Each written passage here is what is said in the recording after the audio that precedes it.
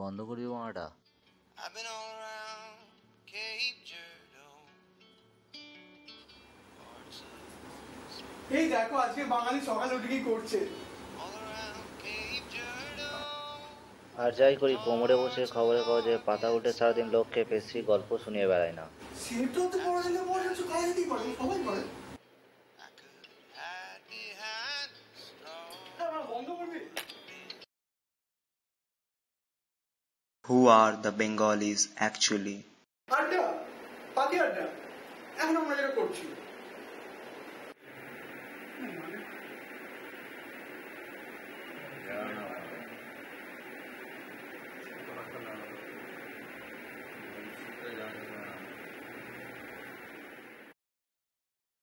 What makes them different from other communities?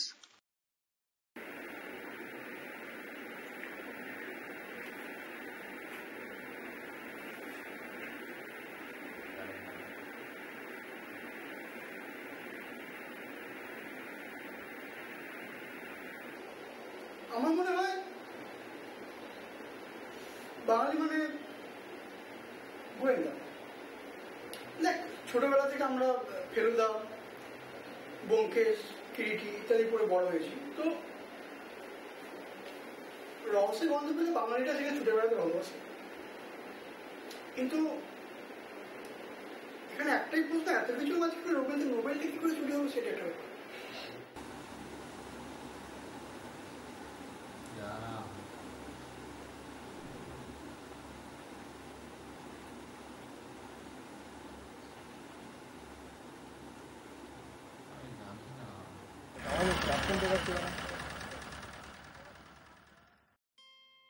Bengali could be a name, a language, or just an example of collective nouns. But is it really that lucid matter? We have been taught to be proud for being a Bengali since childhood. But are we really aware of what importance does this pride bear with? My views about Bengalis says that we have an incredible power of adopting different cultures in our daily routine, and it has been going on for centuries. But now we are facing the time when the questions arrive. Are we doing all this without a bit of our tradition?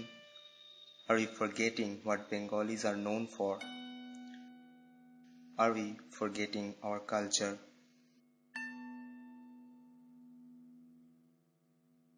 To find the answers, I have started my journey in search of true means of Bengalis, our culture, our tradition, our passion, and our history.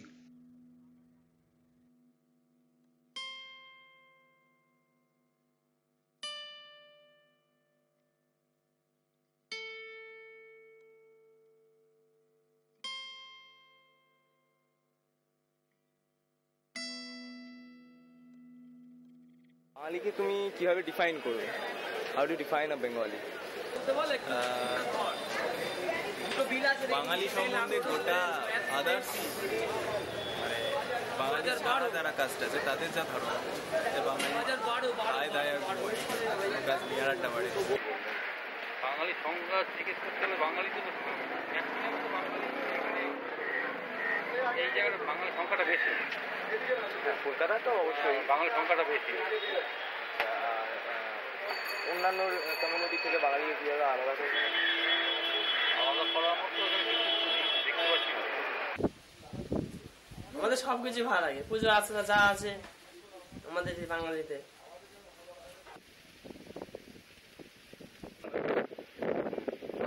বাঙালি আছি আমরা। ভালো বলতে পারবি, ওর মধ্যে talent আছে।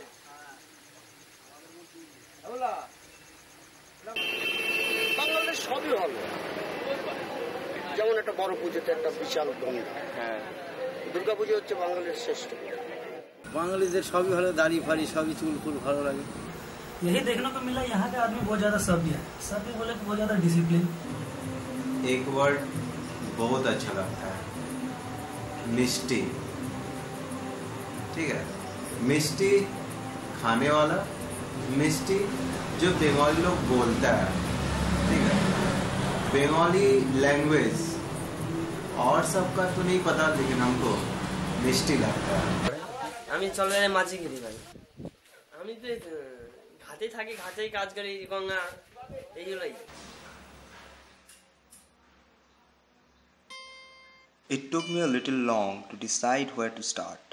I kept thinking about all the cultural aspects Bengali can possess, but they all led me to nowhere but a mess.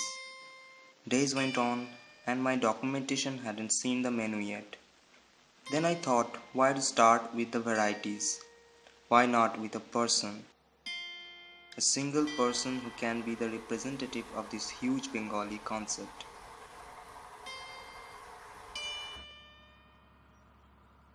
So I decided to visit Shantiniketan to feel this legendary human being, Rabindranath Tagore. The name Rabindranath Tagore is the other name of Bengali literature as well as the community. We, the Bengalis, are known for our unparalleled sense of culture all over the world. And Tagore is undoubtedly the founder of this evocative fame. He left his touch on literature, novels, poems, music, and other fine arts, and made them immortal souls of Bengal. Our tradition is influenced deeply with his deeds. Tagore was a person who had celestial vision of future. The definition of modernism was in his veins about 150 years back then. A lot of his musical pieces shows that which can be found with Western melody, but he always raised up the Eastern traditions through his masterpieces. His philosophy was influenced by the Vedas, which shows his devotion to pure and free thoughts. To know more about him, I headed here at Shantiniketan, once called as Bhubondanga, the place where every single bee is numb with his smell. মানে উনি তো একজন বৈদান্তিক ছিলেন, আর বেদান্ত অনুসারে মানে ভগবান বা ঈশ্বর এরকম তো বলা হয় না, বলা হয় ব্রহ্ম। আর তাছাড়া ওনার চিন্তা ভাবনাগুলো খুব উঁচু মাপে ছিল, তো লেখাগুলো বেশ কঠিন মনে হতো। রবীন্দ্রনাথের দর্শন মূলত জীবনমুখী দর্শন, যেটাকে দর্শনটাকে তিনি ধর্মের সঙ্গে মিলিয়েছেন। সেখানে ভারতীয় বিশেষ করে তার দর্শনের প্রতি কোনো তার শিক্ষা ব্যবস্থাতে আছে, গুরুকুল সিস্টেম যেটা বলা হয়, তখন মানে আশ্রমিক শিক্ষা। যে শিক্ষা আজকে বর্তমান সমাজ ব্যবস্থায় সবাই চাইছে, সেটা তিনি সেই সময় ভেবেছেন। এবং ভারতবর্ষ বিশেষত গুরুকুল সিস্টেম সব থেকে প্রাচীন শিক্ষা পদ্ধতি, সেটা আজকের যুগে প্রাসঙ্গিক। শিক্ষাকে দেওয়ালের মধ্যে আবস্থিত করে, চারি দেওয়ালের মধ্যে নয়, প্রকৃতির সঙ্গে শিক্ষা, খেলার মধ্যে শিক্ষা, হাঁটাচলার মধ্যে শিক্ষা, আমাদের আচরণের মধ্যে শিক্ষা। রবীন্দ্রনাথ সেই শিক্ষা দেখো, রবীন্দ্রনাথের প্রভাবকে কেউ অস্বীকার করতে পারে, সে যত বড়ই বাঙালি। বাংলা ভাষাকে উজ্জীবিত করা, বাংলা সাহিত্যকে উজ্জীবিত করা, একদম ছেলেগুলো ছড়া থেকে, সহজ পাঠ থেকে আরম্ভ করে পিএইচডি ডিগ্রি লেভেল পর্যন্ত যেখানেই যাবে, রবীন্দ্রনাথের কিন্তু একছত্র বিষয়। কেউ কেউ আছেন ছড়ার ক্ষেত্রে রবীন্দ্রনাথ যতটা সাবলীল, তার থেকে অনেক বেশি সুকুমার রায় আরো বেশি সাবলীল। কিন্তু বিশেষ বিশেষ ক্ষেত্রে কেউ কারো কারো অবদান, বঙ্কিমচন্দ্রের সাহিত্যের দিক থেকে রবীন্দ্রনাথের কিছু কিছু রচনার থেকে বঙ্কিমের রচনা আরো স্ট্যান্ডার্ড হতে পারে। কিন্তু সার্বিক বিচার করতে গেলে রবীন্দ্রনাথের ধারে কাছে কেউ পৌঁছতে পারে। বহুমুখী প্রতিভা, তিনি নাট্যকার, তিনি গায়ক, তিনি অভিনেতা, তিনি ছড়াকার, তিনি প্রবন্ধ লেখক, তিনি শিল্পী, আর্টিস্ট, তিনি দার্শনিক, বিভিন্ন দিক দিয়ে তার বহুমুখী প্রতিভা। এখানকার যে পরিবেশটা আছে বা কালচার যেটা আছে, প্রত্যেককে মানে শুধু বাঙালিরা যে এখানে পড়বে বা অন্যান্যরা যে আসতে পারবে না এখানে, সেটা না। যেখানে উনি বলেছেন কি এটা হচ্ছে একটি নেস্ট, যেখানে পুরো সর্বভারতের পাখিরা এসে কিন্তু এখানে কি করবে, বিদ্যালাভটা করবে। আমার মনে হয় যে বর্তমানে বাঙালি সমাজে সেরকম প্রভাব নেই বলে সেরকমটা মনে হয়, জানি না কতদূর ঠিক। কিন্তু রবীন্দ্রনাথের যে আর কি সংস্কৃতি বা সেগুলো কজন মেনে চলে আজকালকার দিনে? এখন গানটা বিভিন্নভাবে ব্যাখ্যা করা যেতে পারে আর কি, এখনকার দিনে আর কি বিভিন্নভাবে মানে আর কি ব্যাখ্যা করা যাচ্ছে। যেরকম হচ্ছে কি খুবই আর কি বলবো, এখানকার এখন কম্পিউটারাইজেশন, কম্পিউটারের যুগ আছে, লোকেরা নিজেকে একদম কম্প্যাক্ট করে ফেলেছে আর কি, সবসময় কম্পিউটার ছাড়তে চাইছে না, মানে ইলেকট্রনিক্স মানে যেরকম মোবাইল হরদম তার সাথে এটা হচ্ছে। ফলে এই যে নেচারের মধ্যে বসে একটা খেলাধুলা করা, একটা পড়াশোনা করা, বা এই জিনিস বা এই ধরনের কবিতা কবিতা পড়া বা সেটা কিন্তু বাইরে যাচ্ছে। ওই সময় আমাদের 19 শতকে বা 20 শতাব্দীর গোড়াতেই আমাদের ভারতবর্ষের যে শিক্ষা ব্যবস্থা, ইংরেজদের হাত ধরে যে শিক্ষা ব্যবস্থা প্রচলিত হলো, সেটা কিন্তু অনেকটা পুঁথিগত বিদ্যা, যেটা কিছু কেরানি তৈরি করছে। রবীন্দ্রনাথ ভাবছেন যে না, শুধুমাত্র ওই পরীক্ষা পাস ডিগ্রি অর্জন করা যাবে না, একজন ছাত্রকে হতে হবে পূর্ণাঙ্গ মানুষ হতে হবে, এবং সেটা ওই প্রকৃতির সঙ্গে মানুষ হিসেবে যুক্ত হয়। রবীন্দ্রনাথ দুটো কাজ করলেন। একটা হচ্ছে প্রথমে তিনি ব্রহ্মচর্যাশ্রম বিশ্বভারতী প্রতিষ্ঠা করলেন, স্কুল তৈরি হলো যেটা প্রকৃতির সঙ্গে ছেলেমেয়েরা বড় হয়ে উঠবে, অর্থাৎ শুধুমাত্র ঘর চার দেওয়ালের মধ্যে আবদ্ধ হয়ে নয়, তারা বিশ্বকে জানুক, প্রকৃতিকে জানুক, সমাজকে জানুক, চারপাশটাকে জানুক। দ্বিতীয়ত তিনি প্রতিষ্ঠা করলেন শ্রেণীকরণ, এবং শ্রেণীকরণ দিয়ে সেখানে গ্রামকে অন্তর্ভুক্ত করা হলো, সমবায় প্রতিষ্ঠা করা হলো, সেখানে কৃষিকাজ, হাতের কাজ, চামড়ার কাজ, নানা রকম সমস্ত কাজগুলো সেখানে যুক্ত করা হলো। অর্থাৎ শুধু পড়াশোনা নয়, পড়াশোনার সঙ্গে সঙ্গে তার অ্যাপ্লিকেশন, যাতে করে ছেলেমেয়েরা শুধু ডিগ্রি লাভ করে কেরানি হবে, সরকারি কাজে থাকবে তা নয়, নিজেরা যত স্বয়ংবর হয়ে ওঠে এবং তার যদি ব্যাংক প্রতিষ্ঠা করছে, সমবায় প্রতিষ্ঠা করছে। ফলে এই ভাবনাগুলো অনেকটাই আধুনিক ভাবনা।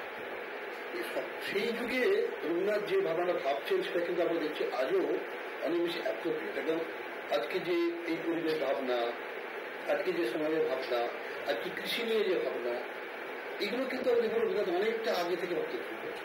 এবার এই যে বাইরে থেকে যারা এসছে, তারা অনেকে আছে শান্তিনিকেতনটাকে বোঝেই নি একটু।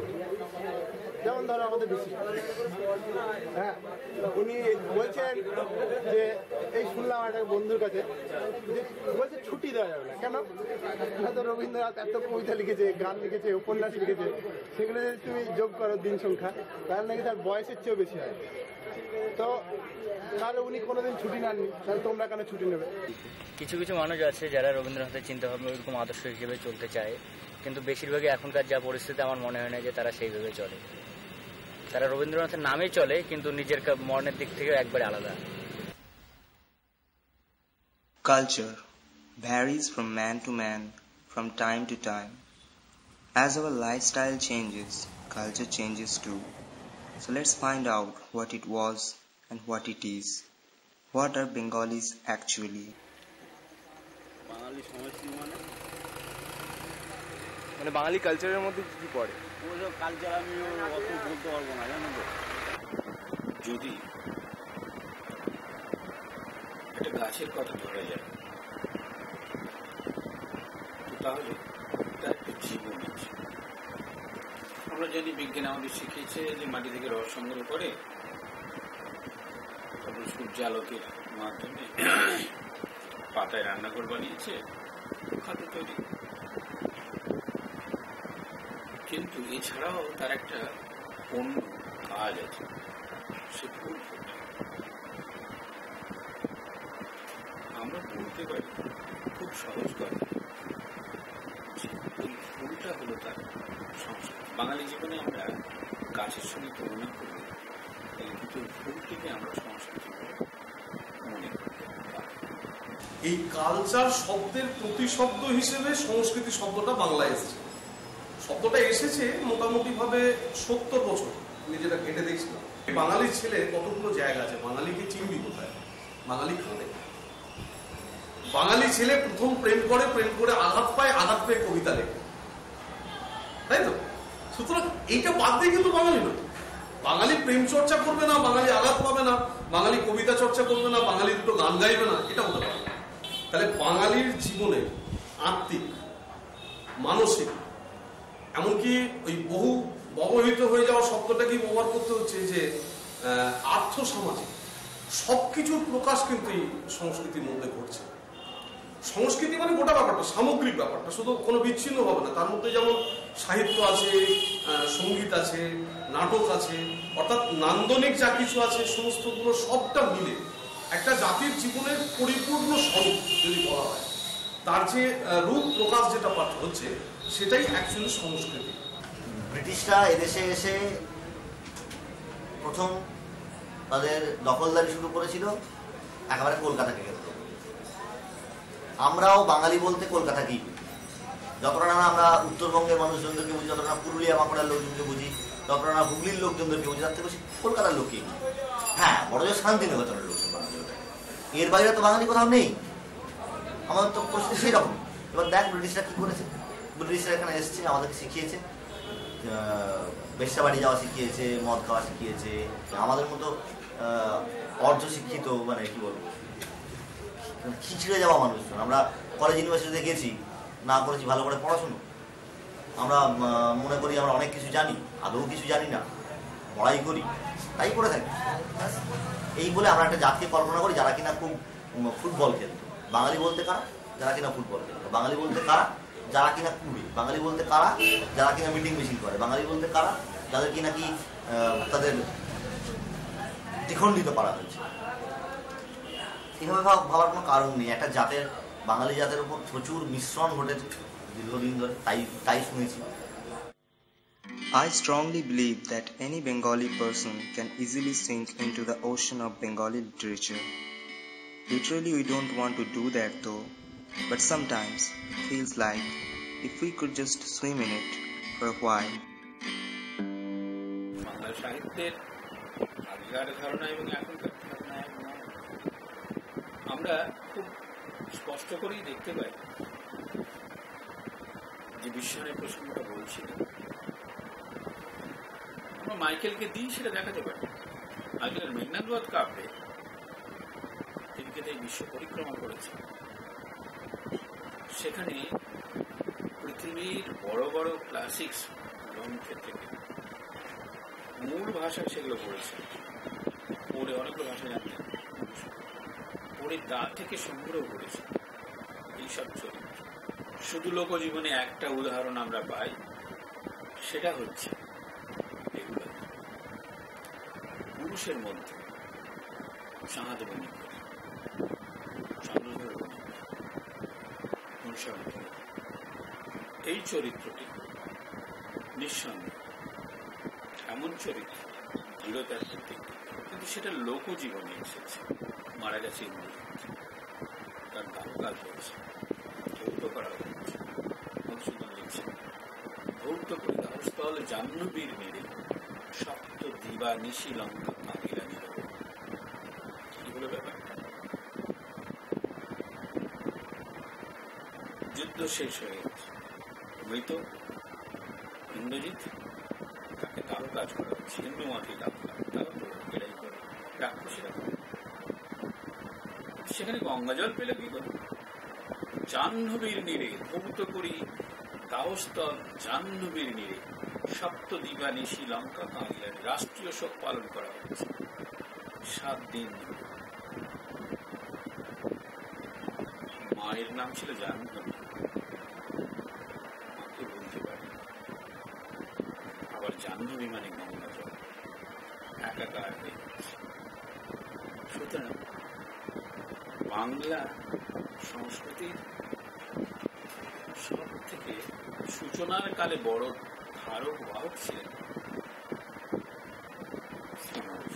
এই জন্যই মাইকেলকে শ্রী মধুসূদন বলা। যদি গদ্যের দিকটা দেখি, বাংলা গদ্য, তাহলে তার একটা বড় অংশ রয়েছে ছোট গল্পের। আমরা সবাই জানি বাংলা ছোট গল্প যার হাত ধরে হাঁটি হাঁটি পা পা করেছে, যার হাত ধরে দৌড়তে শিখেছে, সেই মানুষটিকে সার্থক বাংলা ছোট গল্পের জনক হিসেবে আমরা বলে থাকি। সবাই জানো তার নাম, তিনি হচ্ছেন রবীন্দ্রনাথ ঠাকুর। সুনীল গাঙ্গুলির লেখাতেও আমরা এটা পাই। সেই বাঙালি, এ তো বাঙালি নেই, সে বুদ্ধি দিয়ে চলে, হৃদয় সাহিত্যে বড় উপাদান, কিন্তু বুদ্ধিটা বাদ যাবে কেন? সুনীল গাঙ্গুলির বিভিন্ন লেখায়, উপন্যাসের ভিতরে এই বুদ্ধি একটা বড় দিক। যে সময় সাহিত্যেও যেমন সংস্কৃতিতে যেমন বা গানের জগতে যেমন, ফিল্মের জগতেও তেমন, সব এক মানে মহা জ্যোতিষ্ক সব রথী মহারথী সব সেই সময় জন্মেছিলেন। সেই সময়টাতে গর্ব করার একটা জায়গা ছিল, কিন্তু এখন সেইভাবে একটা অনেকটা একটা তৈরি হয়েছে, শূন্যতা তৈরি হয়েছে, যেখানে মানে এখনকার ছেলেদের যদি বর্তমান সাহিত্যিকদের নাম জিজ্ঞাসা করা হয় তারা বলতে পারবেন। বর্তমানে কারা লিখছে, যারা হয়তো বাংলা অনার্স করছে বা মাস্টার ডিগ্রি করছে, তাদেরকে যদি জিজ্ঞাসা করা হয়, জানা হয় যে এখনকার সাহিত্যিকের দুজন কি তিনজনের নাম বলো, পারবে না জানি। বঙ্কিমচন্দ্র পড়তে হবে, শুধু ভাষার দিক থেকে নয়, সংস্কৃতির দিক থেকেও পড়তে হবে। কেন সংস্কৃতির দিক থেকে পড়তে হবে সেটা বলি, যে বঙ্কিমচন্দ্র যে সময় দাঁড়িয়ে দুর্গেশ নন্দিনী রচনা করেছেন, বঙ্কিমচন্দ্র যে সময় দাঁড়িয়ে বিষবৃক্ষ রচনা করেছেন, আজকের দিনে সেই জায়গায় দাঁড়িয়ে কিন্তু সুনীল গঙ্গোপাধ্যায়কে সাহিত্য রচনা করতে হয়নি। সমাজ অনেক লিবারাল। বিষবৃক্ষের জায়গায় জায়গায় তিনি বলছেন, পাঠককে বলছেন যে পাঠক তুমি কি ভাবিয়াছ ইয়াদি তোমার মঙ্গল হইবে না, এরকম যদি হয় তাহলে ঘরে ঘরে বিষবৃক্ষ ফলিবে। অর্থাৎ তিনি সমাজের প্রবণতাটার কথাও কিন্তু ভুলেননি। আজকে বিবর প্রজাপতির মতো উপন্যাস যেখানে হয়েছে, সেটা নিয়েও একটা আলোড়ন তৈরি হয়েছিল, একটা সাংস্কৃতিক সবাই মিলে উঠে পড়ে, কিছু স্বঘোষিত অভিভাবক উঠে পড়ে লেগেছিলেন জোরে বাবরে আমাদের সংস্কৃতি সব গেল রব দিয়েছে। এই বিবর প্রজাপতির মতো উপন্যাস লেখা হয়েছে কি না, সেখানে মানুষের যে আদিমতম যে প্রবৃত্তি কাম, সেটাকে একটু প্রাধান্য দেওয়া হয়েছে। আরে বাবা, মানুষ তো এটাকে বাদ দিয়ে নয়। বাঙালির কাছে বাংলা সাহিত্য সেটাই সবচেয়ে বড় একটা সাংস্কৃতিক উঠোন। এই উঠোনে বাঙালি চিরকাল বসে থাকতে ভালোবেসেছে, এখনো সেটা বাসে। এখন উঠোনটা পাল্টে গেছে, এখন উঠোনটা খুব একটা চোখে দেখা যায় না, কিন্তু উঠোনটা আছে। Beside this greatest side of Bengali literature, there is a smaller side too. A huge amount of people without popularity creates a different world of literature every day. Staying apart from the awards or limelights, they are trying to contribute a lot.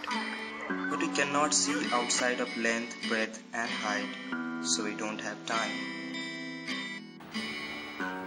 কয়েক হাজার little magazine বেরোয় বাংলায়, এটা অন্য কোনো ভাষাতে বেরোয় না। ভারতবর্ষে তো নয়, ভারতবর্ষের বাইরেও শোনা যায় না এটা। এই এক একটা লিটল ম্যাগাজিনের সঙ্গে 5-6 জন বন্ধু যুক্ত, 5-6টা ছেলে মেয়ে যুক্ত, তাছাড়াও 10 জন 12 জন আরো একটা বৃহত্তর গণ্ডিত তার বন্ধুরা থাকে। তারপরে তার পাঠক নেই করেও কম হলেও 200-300 জন মানুষ যুক্ত হয়ে পড়ে একটা লিটল ম্যাগাজিনের সঙ্গে।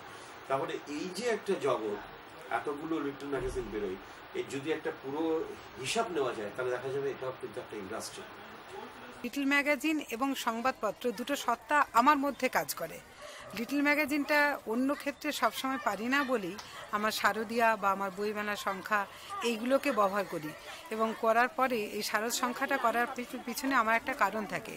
সেটা হচ্ছে আমার মতোই একসময় আমিও যেমন আমার একটা লেখা প্রকাশ করার জন্য ছটফট করেছি, তেমন এখন অনেক ছেলে মেয়ে তারা লেখা লিখছে, কিন্তু অদ্ভুত ব্যাপার, তাদের লেখাটাকে প্রায়োরিটি না দিয়ে আমার ছোট কাগজে আমি সুনীল গঙ্গোপাধ্যায়কে প্রয়োজন কিসে, জয় গোস্বামীকে প্রয়োজন কিসে, তাহলে আমার চারপাশের ছেলে মেয়েরা যাবে কোথায়? লিটল ম্যাগাজিন একটা ইন্ডাস্ট্রি, যেরকম বড় ম্যাগাজিন একটা তার পাঠক সংখ্যার দিক থেকে অনেক এগিয়ে আছে হয়তো, কিন্তু লিটল ম্যাগাজিনগুলো সবাই মিলে যদি একটা জায়গায় জড়ো হয় তাহলে কিন্তু সেটা একটা বড় ব্যাপার। তেমনি বড় কাগজ রয়েছে, ছোট কাগজের পাশাপাশি বড় কাগজ, এবং সবচেয়ে বড় কথা যে বইমেলা এলে যেটা খুব চোখে পড়ে, যেটা চোখে পড়ে আমি সেটার কথা বলছি, যে এত বই প্রকাশিত হয় সারা বছরে বাংলায়, সেটা একটা ফেনোমেনা।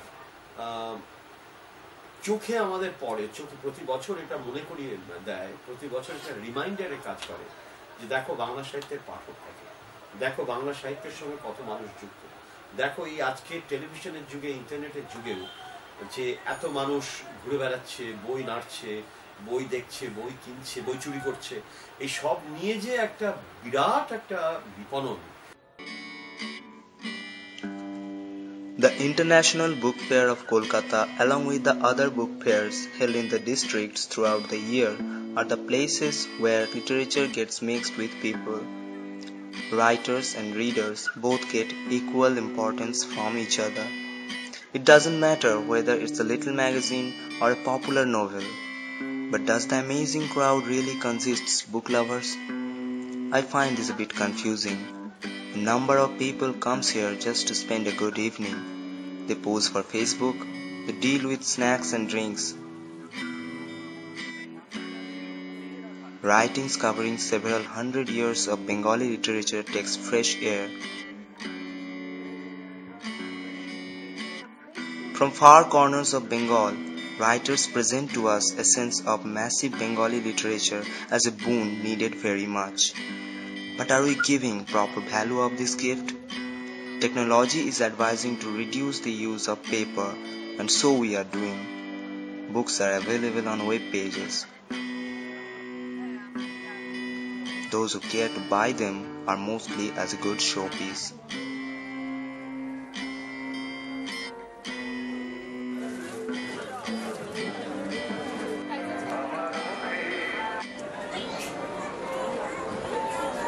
বইমেলা আপনি যেটা দেখছেন, প্রথম যখন হয়েছিল বইমেলায় যে উৎসাহ, এখন কিন্তু সেরকম নেই। এটা এখন পিকনিকের জায়গা হয়ে গিয়েছে, পিকনিক, খাবার বেশি, বই কিনে কম, বই দেখে, এই জিনিসটা তো কমে গেছে। এখন তো ইন্টারনেটে সব পেয়ে যায়, বই পড়ে না, বই যত্ন করে না। আমি রেগুলার ন্যাশনাল লাইব্রেরিতে যাই, আগে যত লোক দেখতাম ন্যাশনাল লাইব্রেরিতে, এখন আর নেই।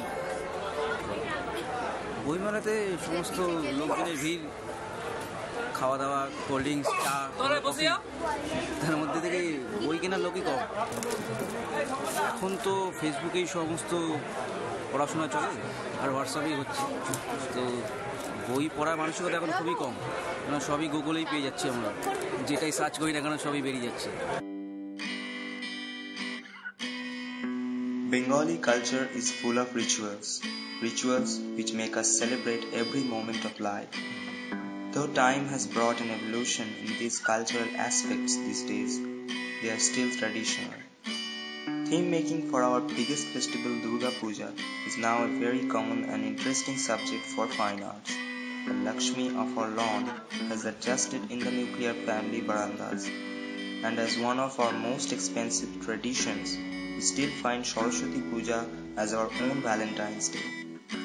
But globalization is leaving mark on some of our traditions. The so-called hand-pulled rickshaws are pretty rare to see being pulled. Time is replacing them with our comfort.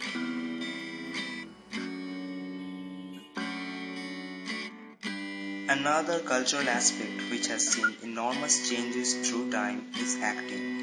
The art of presenting our daily life has a long-time relationship with the Bengalis. And cinema is the matured form of this art so far. But what was before that? আমরা বিংশ শতাব্দী এবং একবিংশ শতাব্দীর একটা সন্ধিক্ষণে এখন অবস্থান আমরা করেছি। তো সেই পিরিয়ডকে ধরলে আমাদের ঠাকুরদাদার সময় এই যাত্রার ব্যাপারটা ছিল, কবিগান ছিল, তরজা এগুলো ছিল। কবিগান সঙ্গে সঙ্গে বানিয়ে তৈরি করা, একদম অন দ্য স্পট, এক্সটেম্প তর্ক। তরজা মানে তো গানে গানে তর্ক। তো সে কি বুদ্ধি, কি জ্ঞান তাদের ছিল এবং তার সঙ্গে ক্ষমতা। তো সেইগুলো পুরনো সময় ছিল। যাত্রা অবশ্যই যাত্রাকে কিন্তু এখন অনেকেই মনে হচ্ছে তো যাত্রা দেখতে যাওয়াটা মাঝে একটা উঠেছিল যে ও যাত্রা তো একদম খুব যেন মেঠো একটা ব্যাপার, গ্রামীণ ব্যাপার, কিন্তু যাত্রাটা বাঙালির একটা সংস্কৃতি, সেটাকে ভুলে গেল বিরাট একটা। তো আমার যেটা যাত্রা নিয়ে যেটা আমার মনে হয়েছে যে পুরনো সময়ের যে পৌরাণিক ঐতিহাসিক পালা এগুলো ছিল, যেগুলো কিন্তু যাত্রার ফর্মকে ধরে রাখতে খুব সাহায্য করে, যেটা সামাজিক পালার ক্ষেত্রে বা আরো যেন অতি সামাজিক পালা এখন যেগুলো হয়ে যাচ্ছে সেগুলোর ক্ষেত্রে সেটাকে ধরে রাখা কিন্তু কঠিন। আমাদের দেশে কৃষ্ণযাত্রা ছিল, রামযাত্রা ছিল, লেটো ছিল, তপ্পা ছিল, আখড়াই ছিল, খেউর ছিল, এগুলো ছিল, এগুলো আমাদের একদম বাঙালির নিজস্ব সংস্কৃতি।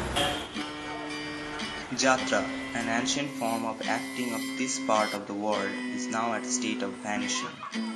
Some people say that it is due to the entry of film stars and theatre artists in this particular field. Jatra is getting influenced by them and losing its own flavor. The condition of Bengali theatre is quite same.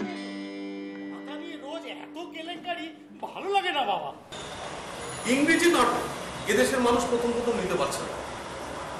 পরবর্তী ক্ষেত্রে যখন ইংরেজি নাটকটা নিল, যখন গ্রহণ করলো ইংরেজি নাটক, তারপর দেখা গেল যে ইংরেজি নাটকের ফর্মাটা নেওয়া হলো, ভেতরের মালগুলি কি ঢোকানো হলো, সেই কালিদাস, সেই রামায়ণ, সেইগুলো নিয়ে কিন্তু নাটক রচনা শুরু হলো।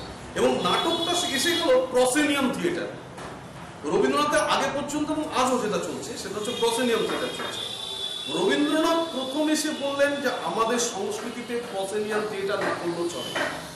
একটা সময় আমরা নাটকের ক্ষেত্রে দেখেছি যে মহিলা অভিনেত্রী ছিল না, সমস্যা ছিল। তখন ওই পতিতাপল্লী থেকে নিয়ে এসে কিংবা কোনো কোনো ক্ষেত্রে যেখানে সেটাও সম্ভব হতো না, ছেলেরা মেয়ের অভিনয় করতো, তখন এটা একটা সমস্যা ছিল। পরবর্তী ক্ষেত্রে কিন্তু নাটক একটা শিল্প বলে, সংস্কৃতি বলে বাঙালি জীবনে পরিচিত হলো। অনেক ভালো বাড়ির মহিলা এখনো যারা আসছেন তারা প্রত্যেকে নাটক করতে আসছেন, নাটক চর্চায়। এবং এক সময় তো বিনোদিনী দাসীর মতো লোক কিন্তু নাটক করেছে। তিনি যাই থাকুন তার ব্যক্তিগত জীবনে, বাংলা নাটককে তিনি একটা জায়গা দান করিয়ে দিয়ে গেছেন। গিরিশ ঘোষের সহায়তা তিনি নাটককে একটা জায়গায় দান করিয়ে দিয়ে গেছেন। তারপর নাটককে সেই জায়গায়, নাটককে যদি দান করিয়ে দিয়ে থাকেন তাহলে রামকৃষ্ণদেবের নাম না বললে আমাদের সংস্কৃতির অপমর্যাদা করা হয়। তিনি প্রথম বলেছেন যে নাটক যাত্রা লোকশিক্ষা হয়। তাহলে লোকশিক্ষার একটা উপাদান, অর্থাৎ একদম জাতির জীবনের মাঝখান থেকে উঠে আসা একটা জিনিস, যেটা জাতিকে একমাত্র পথ দেখাতে পারে। থিয়েটারটা এমন একটা শিল্প যে এটাকে সময় নির্ভর হতেই হবে। এটা সন্ধ্যে 6:30টায় শুরু হয়, রাত্রি 9টা কিংবা 8:30টায় এটা মরে যায়। পরের দিন যখন আবার একটা শো হয় তখন কিন্তু ওই নাটকটাই হয় না। আমাদের মনে হয় একই নাটক হচ্ছে, কিন্তু একই নাটক হয় না, কারণ আবার নতুন করে মঞ্চটা সাজাতে হয়, নতুন করে মেকআপ নিতে হয়, নতুন করে ড্রেস করতে হয়, সবটা কিন্তু পূর্ণ। আগের দিন তুমি কোনো পার্টে ভুল করে দিই বলে পরের দিন ভুল করবে না, এটা হতে পারে না। ফলে এটা এমন একটা শিল্প যেটা নট লাইক চলচ্চিত্র কিংবা সাহিত্য, যে লিখে ফেললাম করে ফেললাম এটা আগামী 100 বছর থেকে গেল, তা তো নয়। থিয়েটারটা প্রত্যেক দিন তৈরি করতে হয়। ফলে এটা একটা এমন সময় নির্ভর শিল্প যে একে সময়ের কথা বলতেই হয়, সময়ের গান একে গাইতেই হয়। ফলে থিয়েটার সবসময় সে কাজ করেছে। মানে গণনাট্য সংঘ থেকে যদি আমি এই গ্রুপ থিয়েটারের ধারাটা ধরি, তাহলে গণনাট্য সংঘ যে সময় সৌমিত্ররা, বিজন ভট্টাচার্যরা নবান্ন করলেন, সে সময় রাস্তায়, আমাদের কলকাতার রাস্তায় মানে মানুষ না খেয়ে মরে যাচ্ছে। এই গাজা পার্কের কাছে ওখানে বিজন ভট্টাচার্য বাড়ি ফিরতে ফিরতে দেখেছেন একটা লোক, সে লোকটা মারা যাচ্ছে না খেতে পেয়ে। টাটকা অভিজ্ঞতা দেখেছেন। তৃপ্তি মিত্রের এরকম প্রচুর লেখা আছে, যেখানে মন্বন্তর থেকে তারা বুঝতে পারছেন এই মন্বন্তরটা শুধু প্রকৃতির মন্বন্তর নয়, এর পেছনে রাজনীতি আছে, এর পেছনে তৎকালীন কংগ্রেস গভর্নমেন্টের বদমাইশি আছে। সেইখান থেকে তারা নবান্ন করছে, এখানে মানুষের তৈরি মন্বন্তরের কথা বলছে। এই যে গণনাট্য সঙ্গে প্রাদুর্ভাব ঘটলো, যে এখানে থিয়েটারটা শুধুমাত্র আর এন্টারটেইনমেন্ট নয়, থিয়েটারটা শুধুমাত্র শুধু সামাজিক গল্প বলবে না, থিয়েটার আমার দেশের কথা বলবে, থিয়েটার আমার চারপাশের গল্প বলবে, তারই তো লেগেসিটা আমরা বহন করে যাচ্ছি। সেখান থেকে সৌমিত্রদের বহুরূপীতে বেরিয়ে আসা, উৎপল দত্তের লিটল থিয়েটার তৈরি করে অঙ্গার নাটক করা, যেখানে কলিয়ারি শ্রমিকদের কথা আসছে। সৌমিত্র এদিকে রবীন্দ্রনাথকে আশ্রয় করে রক্তকরবী তৈরি করছেন, অধিপাউস তৈরি করছেন। 60-এর দশকের পর থেকে 70-এর দশক, 80-র দশকে এই যে কলকাতায় যেমন থিয়েটার হচ্ছে, তেমনি একেবারে গ্রামে গঞ্জে একটু টাউন মানে সেখানে একটা থিয়েটার, একটা গ্রুপ থিয়েটার হয়ে গেছে। এইটা যে এই যে মানে একটা কি বলবো উন্মাদনা, সেইটা এখন কমে গেছে। বর্ধমান প্রপারেও আমরা যত থিয়েটার দেখেছি বা আমরাও যুক্ত ছিলাম, এখন আর সেটা নেই।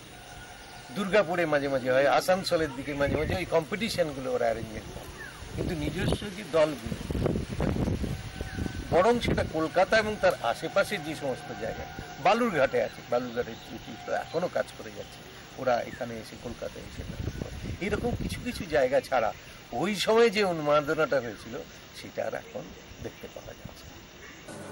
থিয়েটার চিরকালই রাজনীতির সময় ছিল, কিন্তু থিয়েটার সর্বসময় চেষ্টা করেছে, এবং এইটা থিয়েটারের মধ্যেই আছে। থিয়েটার যেহেতু আনসার্টেন একটা ফর্ম, সেহেতু সেই আনসার্টেনিটি নিয়ে সে সবসময় ইনস্টিটিউশনের বিরুদ্ধে থেকেছে, যে কোনো ইনস্টিটিউশনের বিরুদ্ধে, যে কোনো প্রাতিষ্ঠানিকতার বিরুদ্ধে থিয়েটার। কিন্তু অনেকদিন বাদে আমরা দেখতে পাচ্ছি যে কোথাও থিয়েটার প্রাতিষ্ঠানিকতার লেজুর বৃদ্ধি করছে এই মুহূর্তে দাঁড়িয়ে কোথাও, মানে ঠিক যেভাবে মানে পাড়ার ক্লাবগুলোকে চাঁদা দেওয়া হচ্ছে, ঠিক সেইভাবে কোথাও থিয়েটারের দলগুলোর ভেতরেও সেই রকম অনুদান ছড়িয়ে দিয়ে তাদেরকে আপাত দৃষ্টিতে মনে হচ্ছে এটা অ্যাপলিটিক্যাল, কিন্তু আসলে তাদেরকে একটা রাজনৈতিক ছাতার তলায় নিয়ে আসার চেষ্টা করছে। মানে এটা বামফ্রন্ট আমলে খুব সুচারুভাবে শুরু হয়েছিল, এই আমলে সেটা খুব গ্যাদগ্যাদে ভাবে হচ্ছে।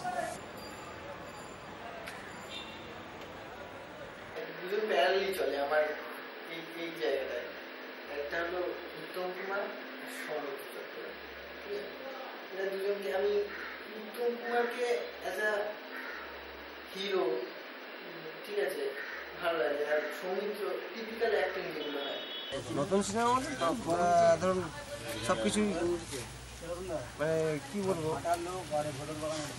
ডিজাইনটা অন্যরকম আছে, আর শিক্ষা তো কিছুই নেই।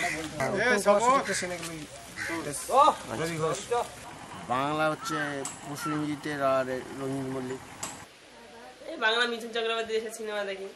এখনকার বাংলা সিনেমা কেউ দেখে নেই, ওইগুলোতে কিছু আসে নেই।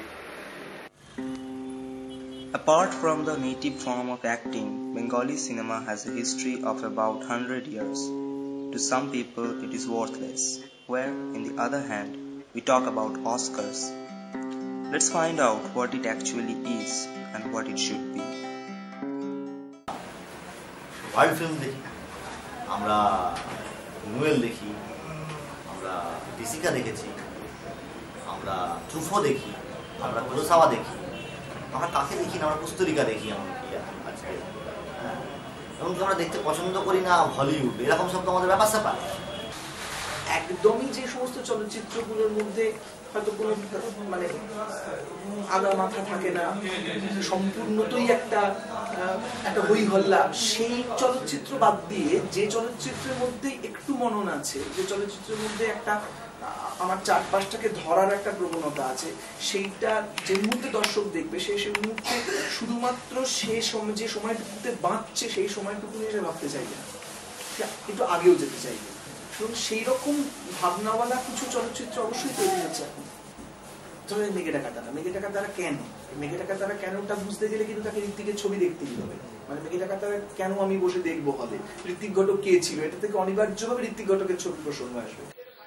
দেশভাগের সময়কার দেশভাগটা দেখেছেন আমি, ঠিক আছে, তারপর তারপর তিনি থিয়েটার করেছেন, থিয়েটার মানে গ্রুপ থিয়েটার করেছেন, ঠিক আছে, তো বামপন্থী রাজনীতিও করেছেন, ঠিক আছে, বামপন্থী রাজনীতি করার পর তারপর তিনি সিনেমা করতে গেছেন। তার ফলে কি বলতো তিনি পুরো একটা সময়কে ক্যারি করেছেন ব্যাপারটা। মানে ঋত্বিক ঘটককে আলাদা করে কিছু কিন্তু সিনেমা ইনপুট দিতে হয়নি, মানে মারাত্মক পড়াশোনা করে রিসার্চ করে অবশ্যই তিনি পুরো পড়াশোনা করতেন, এটা ব্যাপারটা না, কিন্তু ব্যাপারটা হচ্ছে যে তিনি পড়াশোনা করতেন প্রচুর, তার সিনেমা প্রচুর ইংরেজের প্রভাব আছে, কার্লিনের প্রচুর প্রভাব আছে, কিন্তু সেই ব্যাপারটা কি বলতো তোর মানে তুই যে কোট করতে পারবি এই জায়গাটা, যে একটা সিনেমার মধ্যে যে এই জায়গাটা কার্লিন, ঠিক আছে, সেটা কিন্তু কোনো দরকার হবে না। ঋত্বিক ঘটক একটা পুরো ভারতীয় ঐতিহ্য যেটাকে বলে, মানে তোর ঐতিহ্য ইন দ্য সেন্স যেটাকে বলতে চাই যে মাদার কালচার যেটাকে বলে, সেই মাদার কালচার জায়গাটা কিন্তু ঋত্বিক ঘটক জানতেন এই কারণেই তিনি একটা যন্ত্রণার মধ্যে থেকে কিন্তু কাজটা করতে আরম্ভ করেছেন। তিনি এমনি সিনেমা বানাননি, মৃণাল সেনও ছিলেন, কিন্তু মৃণাল সেনের ব্যাপারের মধ্যে এই সম্পৃক্ত যে ব্যাপারটা সেটা মৃণাল সেনের সিনেমা নেই, ঋত্বিক ঘটকের সিনেমাতে আছে। এ কিন্তু একটু অন্য গৌতম ঘোষ নিজের জন্য সিনেমা বানায়, ও কার জন্য সিনেমা বানাচ্ছে এটা ভাবে না। আমি আর বলছি এটাই যে মনের মানুষের যা স্ক্রিপ্ট লেখা আছে, ডাইরেক্টরের উচিত ছিল সেই স্ক্রিপ্টগুলো কিছু কিছু জায়গাতে ভেঙে দেওয়া, নাহলে সাধারণ মানুষের ক্ষেত্রে ওই রকম স্ক্রিপ্ট বোঝা কিন্তু কঠিন ব্যাপার। বিশেষ করে হিপোক্রিট না হলে ওরকম ওয়ার্ড বেরোয় না কারোর মধ্যে।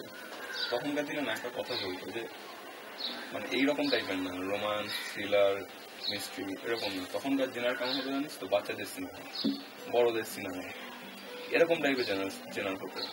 তুই দেখ যে সত্যজিৎ যে মুভি আইন বাগাবাইন করেছে, হ্যাঁ, সে আবার তোর গিয়ে চারুলতা করছে। চারুলতাটা একটা বাচ্চা ছেলে বুঝলো, যতই মুখে বলুক তুই তার কথাটা মানে স্বীকার করবি না মনে মনে যে না, এই চারুলতা প্রসারের বয়স তোমার বাচ্চাবেলাতে হয়নি। হ্যাঁ, তুমি বুঝলেও ভুলভাল বুঝেছো। তো দেখ, ওরা যখন বানাতো তখন এরকম ভাবে বানাতো। অর্থাৎ তুই যে মিস্ট্রি, থ্রিলার, ড্রামা এইগুলোতে ক্যাটাগরাইজ করতে চাস, ড্রামা এসে দিয়ে ড্রামাটা আছে, কিন্তু যখন আমার ফেলুদা বানাচ্ছে সেখানে আবার একটা thriller.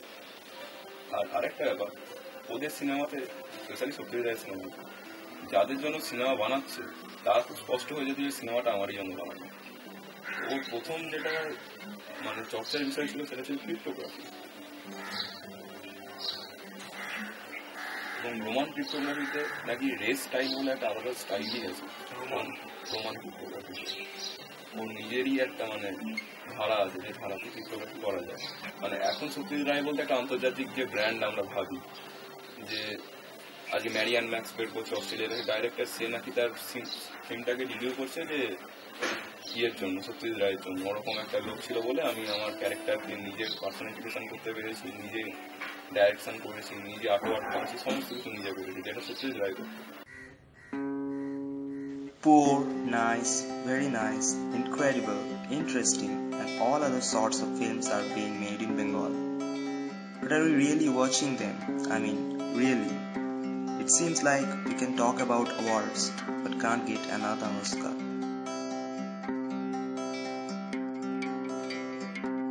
The Bengali music world has got its own story.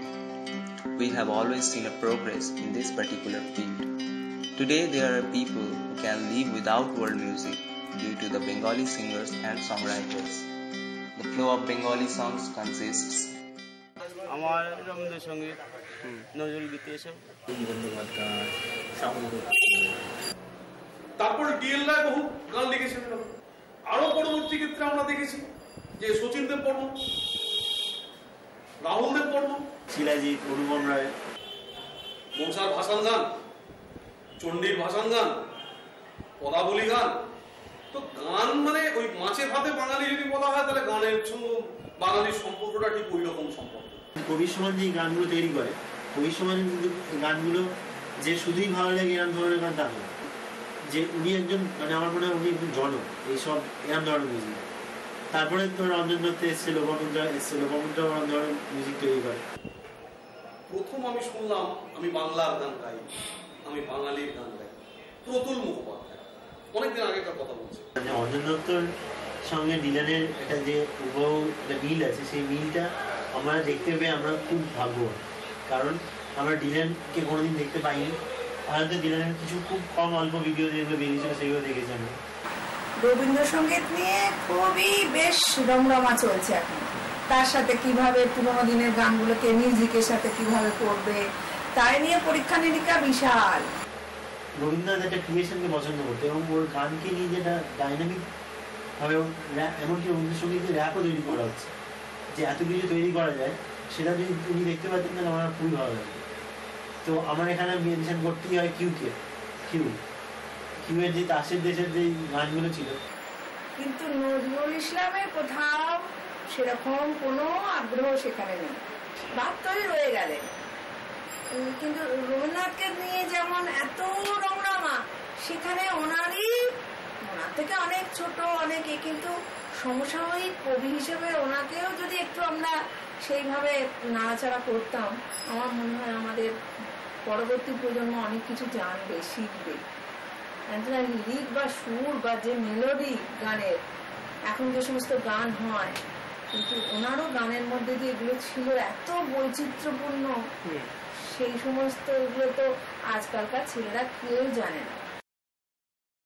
আমার আপনা যে আপন জন বুঝি তারে আমি আপনায়, আমি শুনি যেন তার চরণের ধ্বনি, শুনি যেন তার চরণের ধ্বনি, আমারই পিয়াসী বাসনায় আমার আপনা যে আপন জন।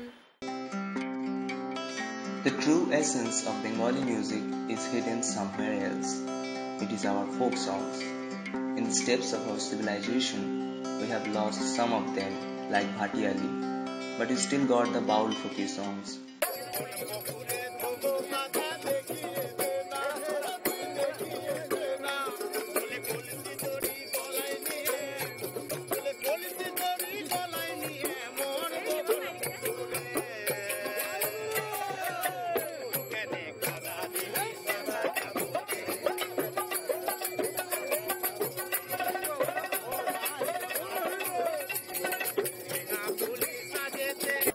যা সত্য সেটাকে তুলে ধরা, এই গানগুলোর মধ্যে বাস্তবকে সত্যকে তুলে ধরা আছে, যা আপনার জীবনে আমার জীবনে ঘটে থাকে।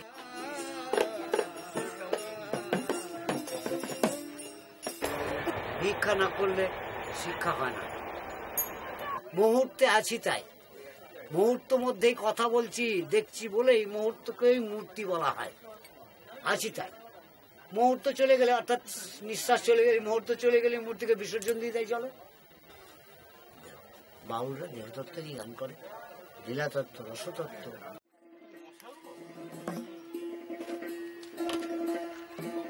করণ তার উল্টা সরব রূপের ছটা, করণ করে আটা অতি নির্বিচারে।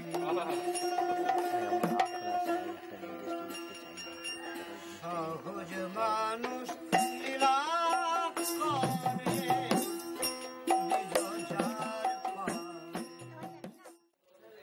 ব্রহ্মচর্য, গারস্থ, বানপ্রস্থ, সন্ন্যাস, তারপর হংস, তারপর পরমহংস।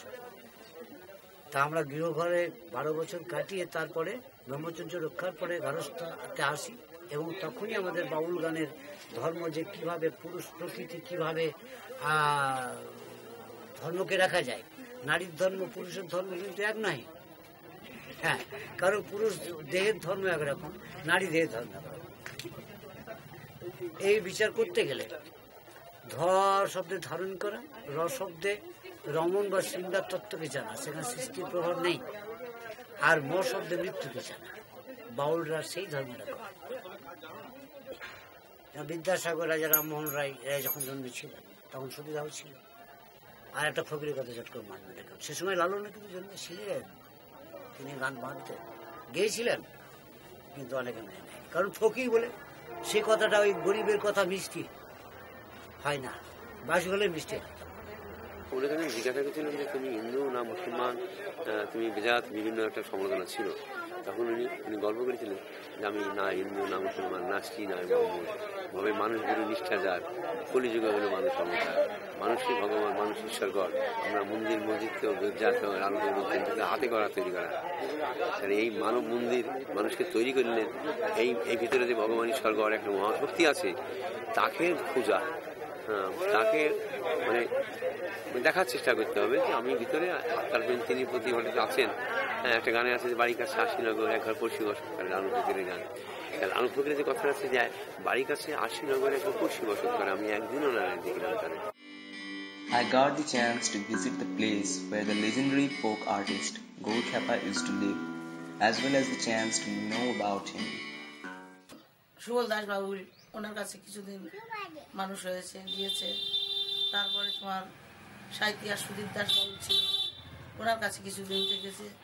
আরও বিভিন্ন বিভিন্ন কালুদাস, তাজপুরের বিভিন্ন জায়গায় থেকে ওনারা কিন্তু গুণী লোক ছিলেন।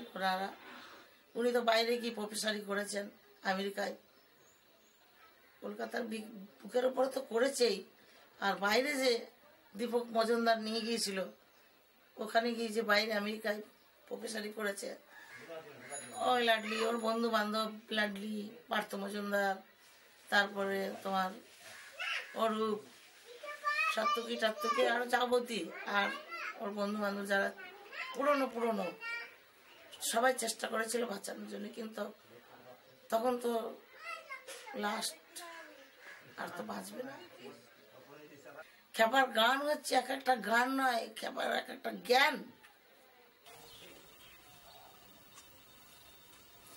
বিভিন্ন জায়গায় কাজ করেছে, ওই যেমন মোহিনী ঘোড়া, হ্যাঁ ওই যে ব্যাপারগুলো, মোহিনী ঘোড়া যেমন করেছে গৌতম দাদের সঙ্গে।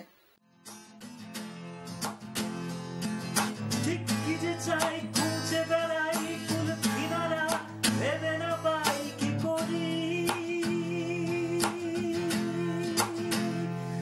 বলো না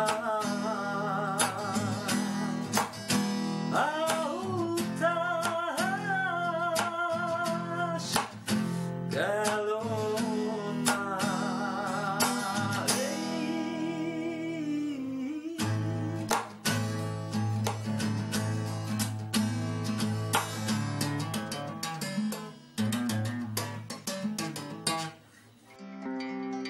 Here comes another legend, Gautam Chattopadhyay, the mastermind who brought a revolution in Bengali songs a few decades back.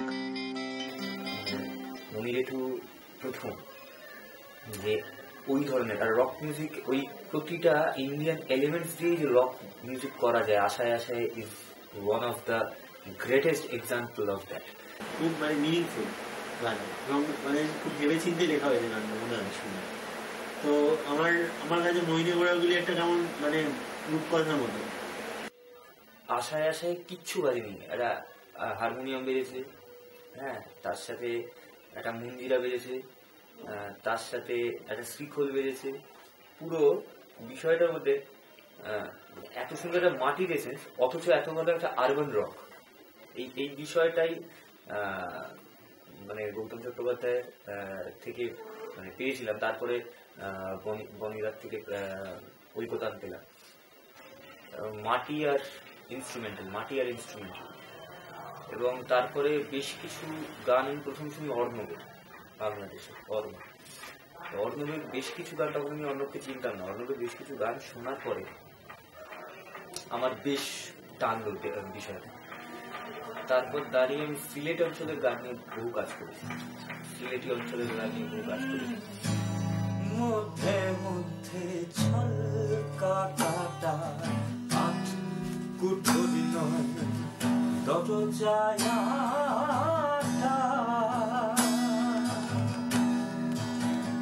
ওটার মধ্যে মধ্যে ছলকাটা, তার উপরে সদর কোঠা,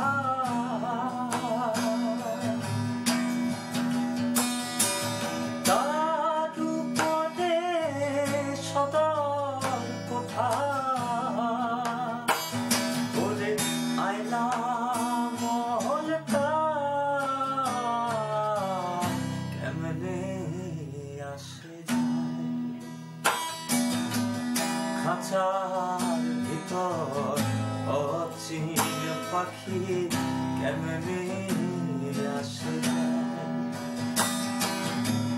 খাঁচার ভিতর অচিন পাখি কেমনে আসে যায়। ফোক মিউজিকের মানে একটা ভাস্ট লাইন আপ হয়, বিভৎস বড় লাইন আপ হয়। ফোক মিউজিক প্রচুর, মানে ভাওয়াইয়া, টপ্পা, শাড়ি, টুসু, ভাদু, তারপরে ওদিক থেকে জল ছুঁয়ের গান, মাঝি মোল্লার গান, মৎস্যমুখী গান, মানে ঘাট ছুঁয়ের গান।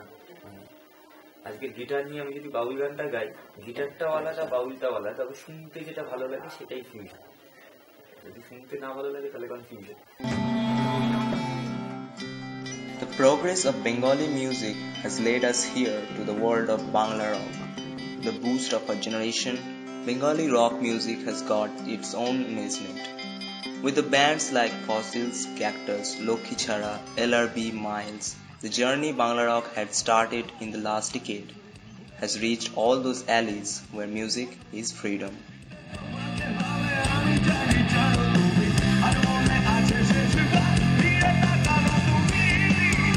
ফসিলস 1 আর ফসিলস 2 তে যে টাইপের মিউজিক দিয়েছিল ইট ওয়াজ ট্রুলি ইন্সপিরেশনাল এবং ইট ওয়াজ নিডেড। অনেক Bangla band, Bangla rock band এটা সাহায্য পেয়েছে ওঠার জন্য যে এই টাইপের মিউজিকও করা যায় এবং বাংলাতে কেউ বারণ করবে না। সেই জায়গায় দাঁড়িয়ে Rupam da was my first and foremost inspiration. সেই সময় দাঁড়িয়ে অ্যাসিড বল, বাইসাইকেল চোর বল, ইট ওয়াজ নট অ্যাকসেপ্টেড।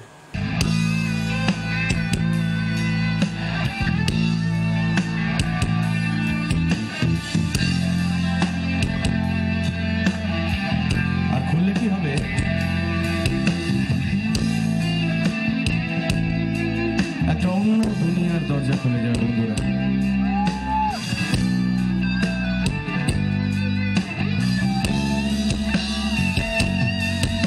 এমন কিছু অন্য দুনিয়া নয়, মনের মধ্যে চেনা দুনিয়াটা, যেটার খবর অন্য কেউ নয়। একলা একটা মানুষ, শুধু সেই মানুষটাই রাখে। পুরোনো গতানুগতিক ব্যাপারটাকে ভেঙে বেরিয়ে আসো, এটা কিন্তু একটা বুস্ট তো কাউকে দিতে হবে, নাহলে তো জিনিসটা আসবে না। আর পুরোনো দিন দিয়ে তুই ভাব, যেমন পিঙ্ক ফ্লয়েড, যখন বিবি কিং, পিঙ্ক ফ্লয়েড, ওরা যে মিউজিকটা করছিল তখনকার মানুষও ওরকম টাইপেরই ভাবছিল জিনিসটা। তাই সোলো গিটারিস্ট হিসাবেও যে কিছু একটা প্লেয়ার হতে পারে, সোলো প্লেয়ার, সেই কনসেপ্টটা কে আনলো? হেনড্রিক্স, তাই তো? কিন্তু তখনকার লোকরা তাকে নিতে পারেনি, তাই না? তাই এইসব রকস্টারদের মধ্যে একটা ব্যাপার কি থাকে, যুগের আগে ভাবার। আর এই পিঙ্ক ফ্লয়েড কি করে গেছে সেটা 200 বছর লোকেও পড়ে হয়তো কিছু করতে পারবে না ব্যাপারটা। হেনড্রিক্সকে তখনকার দিনের লোকে নিতে পারেনি, এখন নিচ্ছে তারা। ব্যাপারটা ঠিক সেরকম, যেন রক জিনিসটাই মানে প্রথা ভাঙা, সমাজের মোর্চে দেওয়া ব্যাপারটা। এই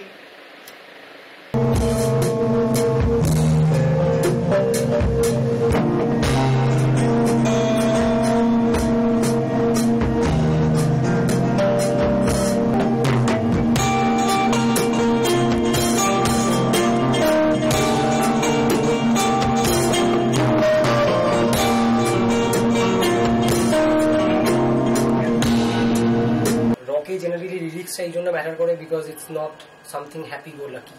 Okay, it should have something, the flavor of hardness, the flavor of you being defeated and you are still rising. So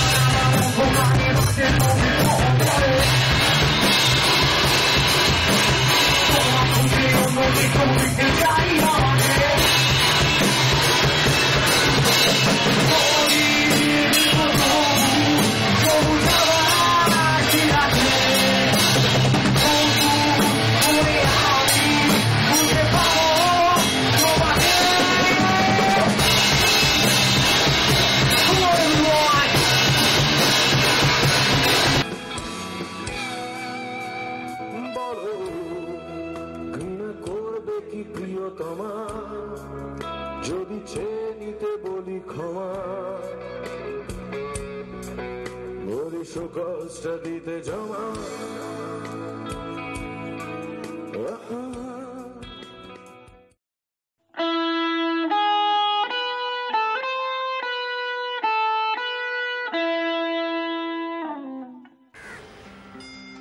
Football is a matter of sentiment to the Bengalis, which flows in our veins. We love to play football, we love to watch it, think it, and talk about it. Mohun Bagan যখন আমাদের champion হয় আইএফএসির 1911, সে সময় একটা উন্মাদনা বাঙালিদের মধ্যে এসেছিল যে আমরা খেলার মাঠে যদি ইংরেজদের হারাতে পারি তাহলে কেন ইংরেজদের দেশ থেকে তাড়াতে পারবো না। এই যে উন্মাদনা, এই উন্মাদনাটা এখনো রয়েছে স্টিল। কিন্তু আমাদের সবথেকে বড় দুর্ভাগ্য হচ্ছে এই উন্মাদনাটাকে আমরা ঠিক নট ইন প্রপার ডাইরেকশন আমরা চ্যানেলাইজ করতে পারিনি। এই যে বিশ্বকাপ যেসব খেলা হয়ে গেল, তাতে খেলার গতি আর বাঙালির ফুটবলের গতি দুটো মিলবে না। এখন আমরা মানে বাইরের দেশের খেলা দেখতেও অভ্যস্ত হয়ে গেছি শুধু টিভির কল্যাণে, সুতরাং সেই খেলা দেখে আর আমরা এই খেলা দেখে মেলাতে পারছি না যে বাঙালি কবে ওই জায়গায় পৌঁছাবে এইটুকুই চিন্তা। আমাদের নার্সারি লিগে কালকে এটিকে ডিক্লেয়ার করেছে 84টা টিম পার্টিসিপেট করবে। 84 teams are participating in nursery age group under 12 and under 14. And it is a asset for Bengal. যদি অন্য স্টেটে যান, এত কম বয়সী ছেলে ফুটবল খেলে এবং এত উন্মাদনা, এটা কিন্তু অন্য কোনো রাজ্যে পাবেন না। Still, Indian football is in number 147 of world ranking. Here we can see cricket practice right by an empty football ground. We are crazy football lovers, but are we proud enough of it? আমাদের যে জেলাগুলো আছে, জেলাগুলোতেও প্রচুর ছেলে, ভালো ভালো প্রতিভাবান ছেলে রয়েছে, কিন্তু একটা মুর্শিদাবাদের ছেলে ভালো খেলছে, কে তাকে নিয়ে আসবে? কলকাতায় থাকা, কলকাতায় খাওয়া, টিমের অ্যারেঞ্জমেন্ট কে করবে? আমাদের মেশিনারিজ সেখানে কিছু নেই। But I think from what I have experienced over here, I think Bengal football needs to be taken from the grassroots. Because without this, because we have noticed there is no the supply line to the professional level is very poor. প্রত্যেক দেশে দেশে যদি দেখেন আপনি, ক্লাবের youth development programme আছে, কিন্তু আমাদের এখানে ক্লাবের কোনো ইউথ ডেভেলপমেন্ট প্রোগ্রাম নেই।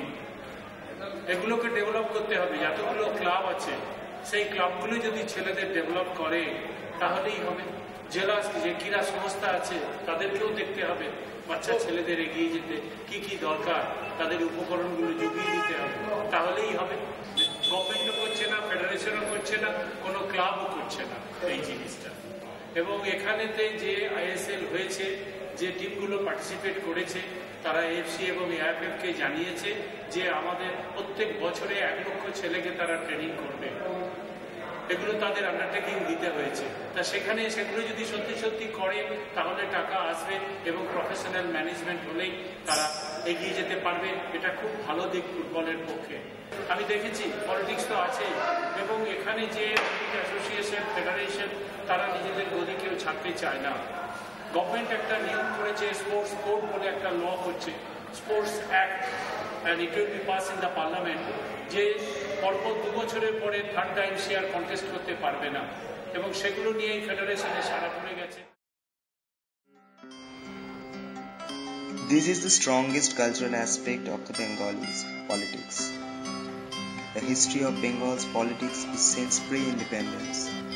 We took part in active freedom movement of India, and since then we are carrying bloodshedded stories of political ups and downs. But still we are not happy with our political structure. These days it has become a disease that is affecting every move of the society. Bangla সংস্কৃতির যদি সত্যি কিছুর অবমূল্যায়ন হয়ে থাকে, মানে অবনমন ঘটে থাকে, অবমূল্যায়ন এবং অবনমন, তাহলে রাজনৈতিক সংস্কৃতিটা সত্যি আমাদের আজকে কোথায় যেন আমরা প্রায় হারিয়ে ফেলছি। রাজনীতির সংজ্ঞাটা বোধহয় বদলে গেছে। একটা সময় ছিল নীতির রাজা রাজনীতি, আজকে হয়ে গেছে রাজার নীতি। মানুষ উন্নতি বলতে কি বোঝে, মানুষ কি চায় একটা সরকারের কাছ থেকে? দুবেলা দুপুরে যেন খেতে পাই, জিনিসপত্রের দামপত্র যেন ঠিকঠাক থাকে, রাস্তাঘাটগুলো যেন হয়। কোনটা হচ্ছে? কোনোটাই। কারণটা কি? কারণ এগুলো কোনোটাই তো করতে চায় নাকি। এই যা যেভাবে এটা হবে সেই রাজনীতিটাই তো অনুপস্থিত, সম্পূর্ণ অনুপস্থিত। মাস্টারদা সূর্য সেন তার ছাত্রদের নিয়ে গেছিল ডাকাতি করাতে, মাস্টার থেকে টাকা তুলি, উদ্দেশ্য দেশ।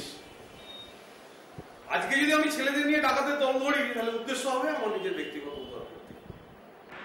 একদিকে ওই সশস্ত্র বিপ্লবের ধারা, আর আরেকদিকে শ্যামাপ্রসাদ মুখার্জির ধারা। শ্যামাপ্রসাদ মুখার্জি রাজনীতি মানে কিভাবে দেখবো? তো সেই দাঙ্গা মুসলিম দাঙ্গা ওরা লাগিয়েছিল যেমন ভারত ভাগ করার সময়টা, বলে ওর ফোনের মানে দুটো স্তন কেটে দিয়েছিল তলোয়ার চালিয়ে। ওখানে কিছু একটা কারণে কেউ খুব একটা বাজে কথা বলে মুসলিম জাতিকে। তো তখন বলেছিল যে এটা আমার নিজের জীবনে হয়েছে। তো আমাকে প্লিজ শেখাতে আসবে না যে দেশপ্রেম আর মানে এই খুন খারাপ জিনিস বলতে কি পার্থক্য। দেখ রাজনীতিটা শুরু থেকে মতাদর্শ থেকে, আর সেইটার প্রথম যে মতাদর্শ দিয়ে যে রাজনীতি হয় সেটা কিন্তু স্পেশালি শেখাবে। তারপরে যে লোকটা সেটা হলো বিদেশ পছন্দ করছে, উনি মানে একদম ব্রাইট স্টার ছিলেন। আমাদের ছাত্র জীবনে প্রত্যেকটি ছাত্রেরই একটা রাজনৈতিক চিন্তা, আদর্শ একটা ছিল, কি বামপন্থী কি দক্ষিণ। আমাদের সময়ে কিন্তু নকশাল আন্দোলন, আমরা যখন ছাত্র অবস্থা তখন থেকে নকশাল আন্দোলন শুরু হয়েছে। বামপন্থী রাজনীতির একটা বিরাট মর্যাদা পেয়েছিল ছাত্র সমাজ। ওখানে ইংল্যান্ডে কারা সারা জিতবে তাদের উপর ভারতবর্ষের এত ডিপেন্ডেন্ট। ইংল্যান্ডে যারা আসবে ক্ষমতায় তারা ভারতবর্ষের স্বাধীনতা দেবে। আমার দেশের ছেলেরা যারা খেলা করছে তাদেরকে ধরিয়ে দাও, মানে তোমার ষড়যন্ত্র যতগুলো হয়েছে সেই সময় প্রত্যেকটা কিন্তু কোনো না কোনো জায়গাতে নরেন কোষের মতো লোকজন লুকিয়েছিল। স্বাধীনতার পর থেকে বাংলার যে উন্নয়ন কখনো হয়ে থাকে সেটা হয়েছে ডক্টর বিধানচন্দ্র রায়ের বিধাননগর, দুর্গাপুর শহর, কল্যাণী, দুর্গাপুর ইন্ডাস্ট্রি, এসব বিধানচন্দ্র রায়ের তৈরি। এবং বিধানচন্দ্র রায় শুধু কংগ্রেসের কথা বলছি না, বিধানচন্দ্র রায় শুধু ব্যক্তিটার কথা বলছি। বিধানচন্দ্র রায়ের পরে আর কোনো মুখ্যমন্ত্রী পশ্চিমবাংলার জন্য কোনো সেইভাবে কাজ করেছে বলে তো আমার মনে হয় না। ধরা যাক আমাদের দেশে 10% FDI চালু, আমি রাজনীতিতে নেই, তাতে FDI যারা চালু করতে চাই তাদের কোনো অসুবিধা হচ্ছে? হচ্ছে না। যারা FDI চালু করতে FDI বিরোধিতা করছে তাদের অসুবিধা হচ্ছে? হচ্ছে। যারা চাইছে না যে FDI হোক, আমি যখন কোনো মত দিচ্ছি না, আমার মত চলে যাচ্ছে অটোমেটিক্যালি সবসময়তেই কোনো একটা পক্ষ নিয়েই ফেলছি, আর চাই বা না চাই।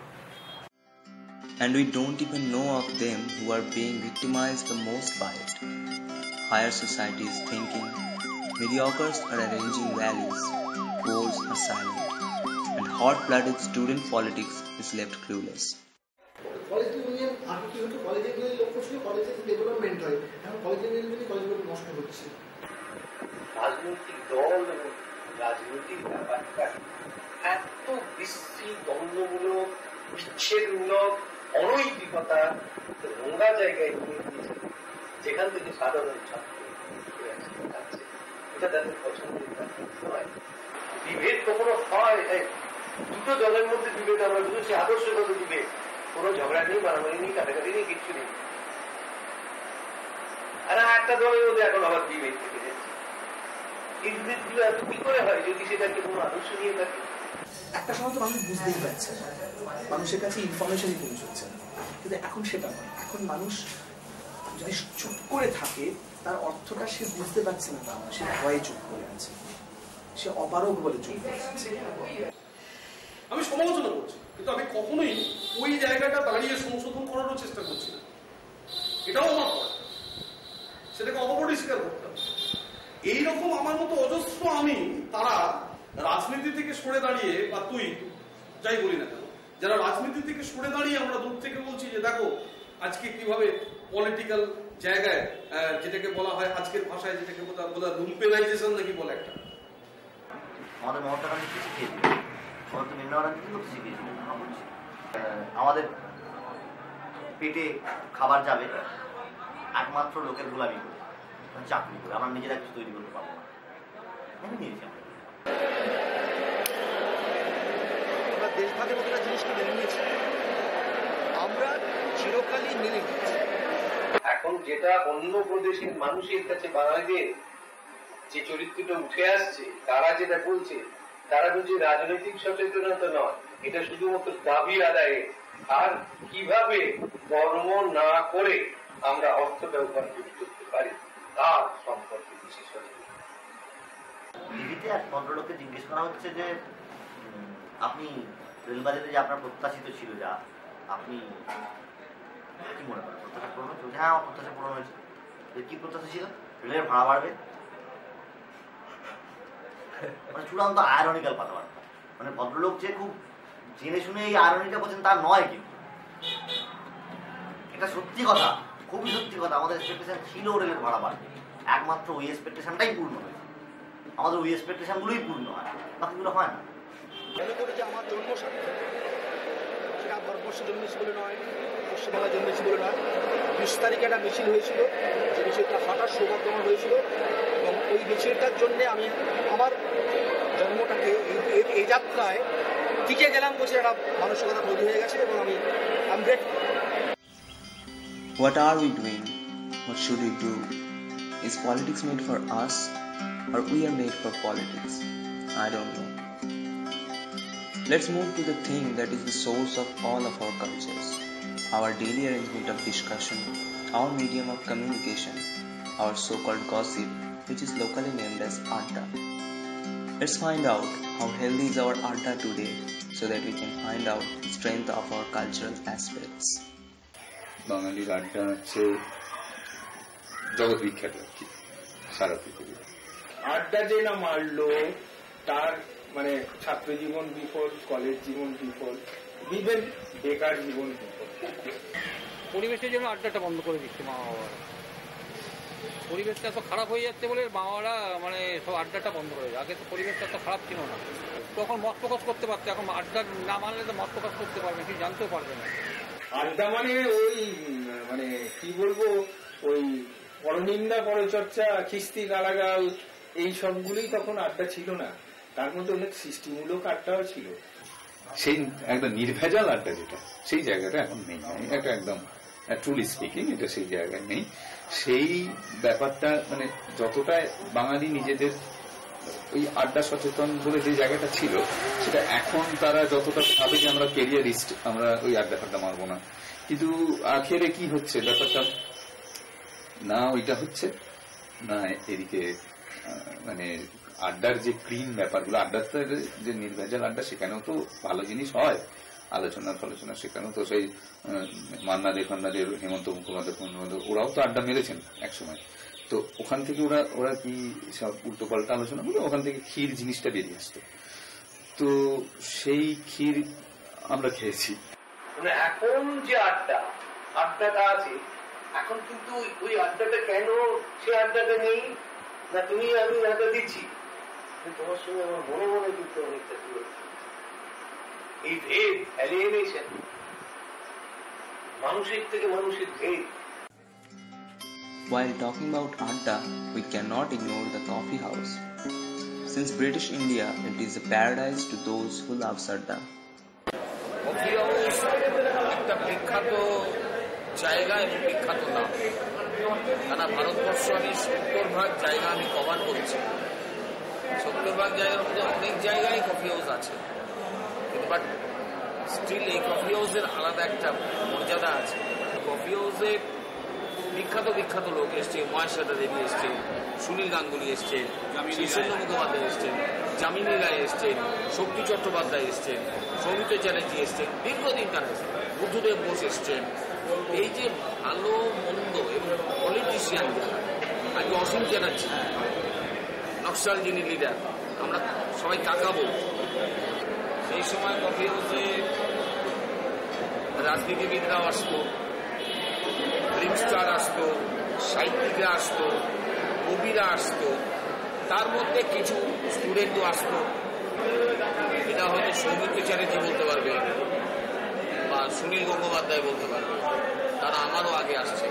সৌমিত্র চ্যাটার্জিকে আমরা পুরো যখন ডাকতাম, তখন জাস্ট দেবী এবং সংসারটা রিলিজ করেছে, ওইখানটায় বসতেন।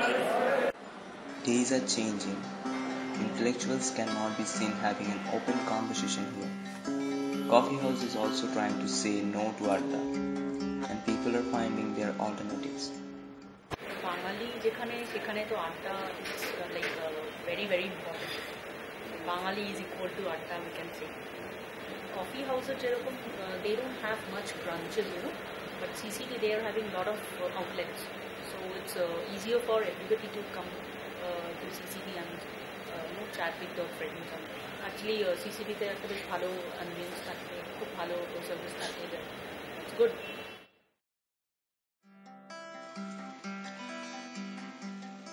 Globalization is the backbone of the society these days.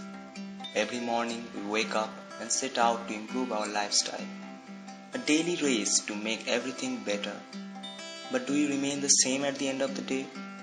Should globalization be a threat to be what you are? If survival is everything, then we could do it like predators. But if there is something like living, then we need culture. And we are pretty rich about that. What we don't have is time.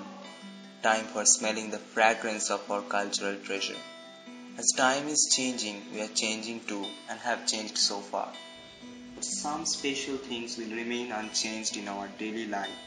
From a day to the night, we will sail our boats and live those culture, the unchanged truth of our daily routine. I cannot say what will stand for it after 50 years, but Bengali culture has always been very much influencing and full of possibilities. Our artworks carry the heritage of several hundred years. History of such a long time is a bit tough to be maintained. Traditions of about same age are often found vanished. Art is being created today also. Still, what have we done? Is it just this? Are we Bengali enough to realize the value of this culture? What is fair and needed will remain and the rest will be raised as per law of nature. But what if we cannot realize the need when we need to realize? What if we cannot inherit them like they are? Nature takes us back what it gives, and our culture is a gift of that nature which we belong to. If we cannot save the natural truth of our culture, it won't be our anymore, cause we're just so small people.